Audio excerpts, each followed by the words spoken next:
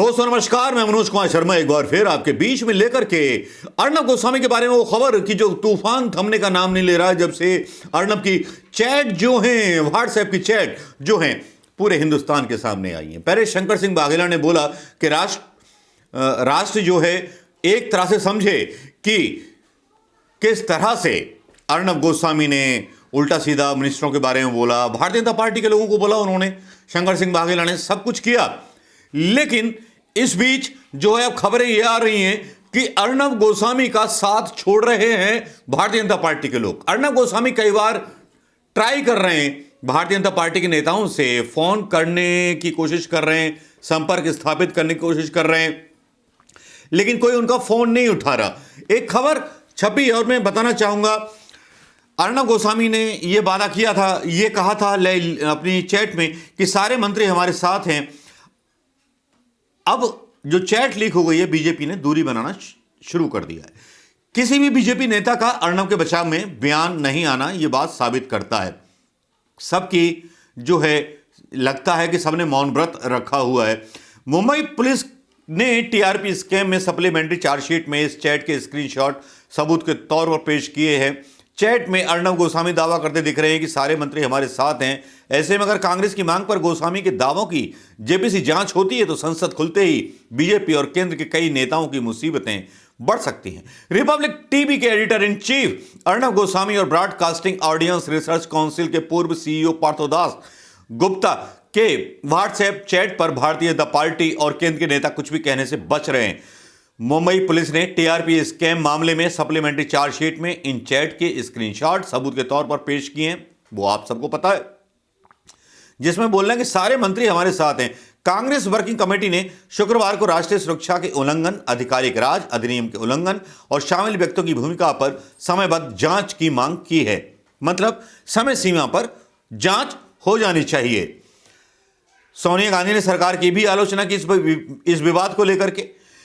और अर्नब चैट पर रक्षा मंत्री राजनाथ सिंह ने सीधा सीधा पल्ला छाड़ दिया। राजनाथ सिंह ने बोल दिया कि सेना के बारे में इस तरह की बात कहना गलत है।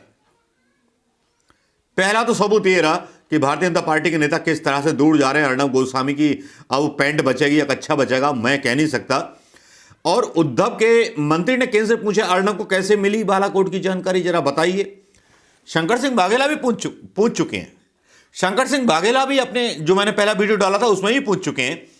लेकिन आप सोच रहे होंगे ऐसी कौन सी खास बात है जिसके लिए मैं आज फिर अर्नब के ऊपर वीडियो बना रहा हूं। इसलिए बना रहा हूं क्योंकि अर्नब के खिलाफ देश में जो है विद्रोह की आवाजें उठती चली जा रही हैं, इतनी ज्यादा उठती चली जा रही हैं।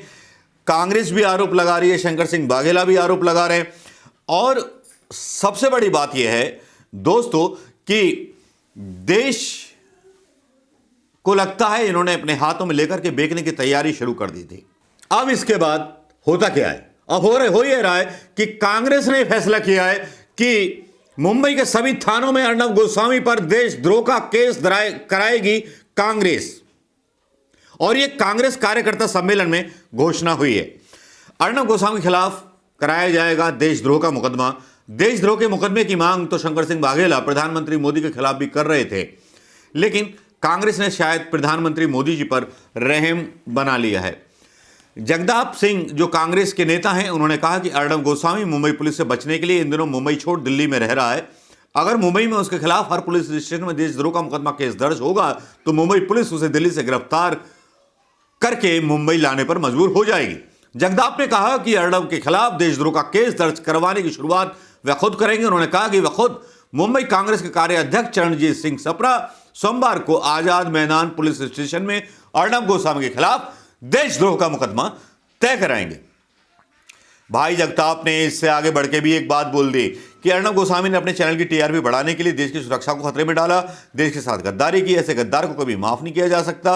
उन्होंने कहा कि बालाकोट पर हुए आतंकी हमले से पहले उसके जवाब में पाकिस्तान पर की गई सर्जिकल स्ट्राइक की जानकारी पहले से ही अर्नब गोस्वामी के पास कैसे पहुंची, इस बारे में मोदी सरकार के ना तो अब तक कोई खुलासा हुआ है ना कोई बयान आया है। अब दोस्तों बात यहां उड़ जाती है और यहां शक के घेरे में आ जाती है सरकार मुंबई के मुद्दों पर लड़ने की जहां बात करती है कांग्रेस और अर्नब गोस्वामी का चेहरा उजागर करती है। एक ऐसा काला चेहरा जो व्यक्ति टीआरपी के लिए देश प्रेम का नारा देकर के, राष्ट्र प्रेम का नारा देकर के सारे 135 करोड़ देशवासियों की भावनाओं से खेल रहा था, जो बार बार अपने आप को देश प्रेमी बता रहा था, वो आदमी तो पैसे कमा रहा था और सरकार को चूना भी लगा रहा था। देखिए ना, आप तिरंगा उठा लीजिए, किसी की पिटाई कर दीजिए, बस हो गया काम।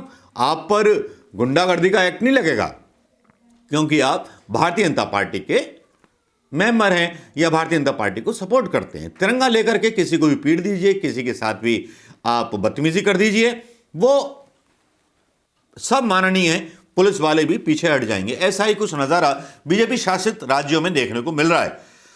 अब इस तरह से एक तरफ जहां भारतीय जनता पार्टी ने साथ छोड़ दिया अर्नब गोस्वामी का, दूसरी तरफ कांग्रेस सवार हो गई है पूरे पागलपन के साथ अर्नब गोस्वामी पर। किस तरह से वो मुकदमे दर्ज कराएगी अर्नब गोस्वामी के ऊपर। वो अर्नब गोस्वामी जो कभी सोनिया गांधी के बारे में बोलता था, अर्नब गोस्वामी जो गांधी परिवार के बारे में सवाल उठाता था, वो अर्नब गोस्वामी जिसने कभी संघ परिवार के खिलाफ सवाल नहीं उठाए, वो अर्नब गोस्वामी जिसने वीर सावरकर की गद्दारी पर और उसके मुखबरी पर सवाल नहीं उठाए, वो अर्नब गोस्वामी जो अर्नब गोस्वामी अंधा होकर के देश की उन शक्तियों को सपोर्ट करता रहा जिन्होंने देश को तोड़ने का काम किया, देश को बेचने का काम किया। नतीजा आपके सामने, किसान पड़े हुए हैं दिल्ली के बॉर्डर पर। मैं आरोप नहीं लगा रहा हूं, आरोप अगर मेरे गलत हो तो मेरे मुंह पे जूता मारिएगा, कमेंट करके बताइएगा मुझे। ऐसा ही आक्रोश हर देशवासी के दिल में है और वो हर देशवासी अपना आक्रोश व्यक्त करना चाहता है। अर्नब जैसे मोदी के वो गोदी मीडिया के खरीदे हुए चैनल, हां एक बात और बता दूं, गोदी मीडिया के चैनल अर्नब के खिलाफ भी कुछ नहीं बोलने, कोई शब्द नहीं निकल रहा है। सरकार ने जैसे म्यूट कर दिया है उनके सारे सब्जेक्ट्स को, कोई खबर भी नहीं है। बस खबर है तो कोरोना के वैक्सीन के ऊपर है, वैक्सीन कब लगेगी, बंगाल में जो है भारतीय जनता पार्टी जीत जाएगी, क्या इसके अलावा कोई खबर है किसी मीडिया के पास? गिनी चुनी खबरें हैं या सच्चाई की खबरें हैं किसी राष्ट्रीय चैनल के पास, जिसको कथित राष्ट्रीय चैनल कहा जाता है, जो विदेशी क्या कहूं, ईस्ट इंडिया कंपनी कहूं या विदेशी कहूं या उद्योगपतियों के चैनल कहूं जिन्होंने खरीद रखे हैं, उनकी भी न्यूज़ हैं एकदम बढ़िया चलती हैं। न्यूज़ों का एक मैं आपको उदाहरण दे देता हूं। एक न्यूज़ चलती है ममता बनर्जी के बारे में। ममता बनर्जी चिढ़ गई राम मंदिर के नारे से। जब सुभाष चंद्र बोस का आयोजन था तो सुभाष चंद्र बोस की जय, उसके नारे लगने चाहिए थे, लेकिन जय श्री राम के नारे लगाए गए और उसको मीडिया ने ऐसे बताया कि ममता बनर्जी चिढ़ गई। लेकिन ममता बनर्जी ने जूता मार दिया प्रधानमंत्री मोदी जी के सर पर और वो निकल गई पतली गली से। पतली गली क्या, मोटी गली से गई, हिम्मत के साथ गई। वो है बंगाल टाइगर, लेकिन उसे साबित कर दिया और गोदी मीडिया को उसकी औकात याद दिला दी। अब अर्नब गोस्वामी पर कब जागेंगे प्रधानमंत्री मोदी, ये देखना होगा। कब जागेगी भारतीय जनता पार्टी की सरकार जो बोलती थी भ्रष्टाचार नहीं होने देंगे। भ्रष्टाचार जो है देश के लिए कलंक है, तो ये भ्रष्टाचार कहां से हो रहा है? चुनाव कैसे जीते जा रहे हैं? कोई तो बता दे। अर्नब को बचाने में उतरी हुई है सरकारी मशीनरी शाह साहब की और मोदी साहब की। ये मेरे आरोप नहीं है, ये शंकर सिंह वाघेला साहब के आरोप हैं। तो इनको साबित करे अर्नब गोस्वामी सामने आकर के कि कब और प्रधानमंत्री मोदी और उसका मीडिया साफ करे कि अर्नब के खिलाफ जो चार्जशीट लीक हुई है, कहना ये शुरू हो गया है कि साहब वो जो है नकली है। जैसे कि किसान आंदोलन में लकड़ा था या लड़का था, वो पकड़ा गया और वो छूट गया। वाहरे कमाल पुलिस, वाहरे कमाल मोदी साहब की सरकार। किसानों के लिए कुछ छोड़ देता हूं, लेकिन अर्नब पर सवाल कुछ अनबुझे हैं, कुछ ऐसे हैं जिनके बारे में आप ही सरकार से सवाल पूछ सकते हैं। दोस्तों नमस्कार, जय हिंद दोस्तों।